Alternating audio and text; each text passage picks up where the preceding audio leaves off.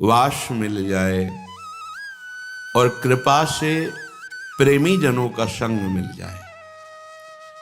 ये तो ध्रुव सत्य है कि जब तक प्रेमी जनों का सानिध्य नहीं मिलेगा तो प्रेम प्राप्त होना दुर्लभ वस्तु है।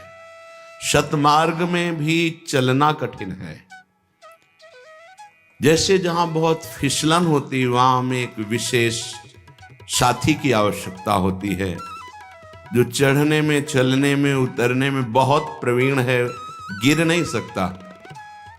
तो चढ़ने में परमार्थ, उतरने में व्यवहार। ना तो व्यवहार में ना परमार्थ में कहीं वो फिसल नहीं सकता। कौन? जिसका साथी कोई प्रेमी महाभागवत है, अर्थात जिसको महाभागवतों का संग मिल गया वो इस प्रेम रंग में रंग जाता है।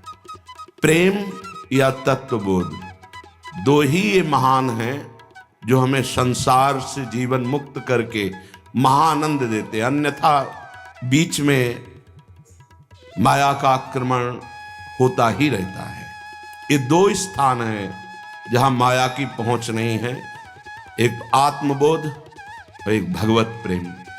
बस शब्द का अंतर है। साधन मार्ग काफी दूर तक दोनों का एक ही चलता है। अंत में वो सब कुछ मैं में लय कर लेता है आत्मबोध, और यहां आप में लय हो जाता है।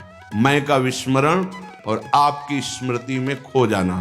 वहां समस्त बाह्य भगवत स्वरूपों को भी मैं में समाहित कर लेना, आत्म स्वरूप के सिवा कुछ नहीं। ये शुद्ध ज्ञान बहुत जरूरी है, ज्ञान होना। नहीं तो हम कभी कभी उपासना की आड़ में वासनाओं का पोषण करते रहते हैं और बात करते हैं कि हमारे आराध्य देव हमें सब क्षमा कर देंगे। यहां क्षमा अपराध इनकी कोई गणना नहीं। यहां चाहत की बात है। आपकी चाह यदि देह की, विषयों की, भोगों की बनी रही, रंग नहीं आएगा। पक्का लिख ले लीजिए, आप चाहे हृदय में लिख लीजिए या बाहर से लिख लीजिए। जब तक आपके हृदय में इस शरीर की सत्यता का भाव है, जब तक इस शरीराभिमानी भाव से भोगों में भोक्ता भाव और कर्मों में कर्ता भाव है, भगवदानंद का लेश नहीं जागृत हो सकता। जैसे कल चर्चा हुई थी, पंच कोशों का बाध किए बिना उसे आत्मानंद की अनुभूति नहीं होती।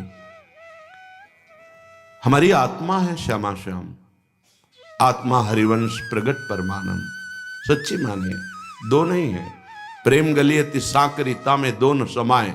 यहां से एक ही क्रॉस कर सकता है, निकल सकता है एक होकर। बाहर उधर जाकर वही एक प्रेम रस रूप में खेल रहा है। पर इस गली में इतनी सांकरी गली है, यहां दो नहीं, द्वैत नहीं जा सकता। द्वैत से अद्वैत, और जे ही अद्वैत की स्थिति आए तो जीवन मुक्त महापुरुष अपने आप से अपने आप में खेलता है। ये आप ही हैं, आत्मस्वरूप हैं, ये कोई दूसरे नहीं हैं, यही अपने आप हैं। आत्मा हरिवंश प्रगट परमानंद, श्री हरिवंश प्रमाण मनम। अगर हमारे हृदय में इस देह का भाव पुष्ट बना रहा तो हाथ कुछ नहीं लगा। पक्की बात समझ लीजिए। 50 वर्ष हो जाते हैं वेश धारण किए या साधन मार्ग में लगते हुए, पर देह भाव को नहीं काट पाता उपासक। देह भाव बना रहने के कारण विकारात्मक स्थिति बनी रहती है और वो भ्रष्ट होता रहता है, और मन में फिर ये चलने लगता है, ठीक है चल तो रहे हैं, पर वो चल रहे हैं भ्रम से। चलना तब माना जाता है जब चित्त वृत्ति निर्विषय होकर आराध्य देव में तन्मय हो जाए। ये निष्ठा से होता है। ज्ञान निष्ठ, भक्त निष्ठ, नाम निष्ठ, गुरु निष्ठ, धाम निष्ठ, कोई एक निष्ठा जागृत हो जानी चाहिए। यहां विषय निष्ठा जागृत है, यहां अहम निष्ठा जागृत है, और इसको हटाना पड़ेगा। यदि परम सुख को प्राप्त करना है, परम पद को प्राप्त करना है, देह भाव रूपी इस राक्षसी भाव को मारना होगा।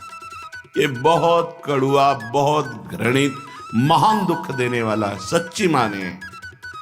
ये देह भाव सबसे बड़ा दुश्मन है। इसी से सारे विकार, सारे फसाव, सारी योनियों में जन्म लेना, भटकना, ये इसी से चल रहा है।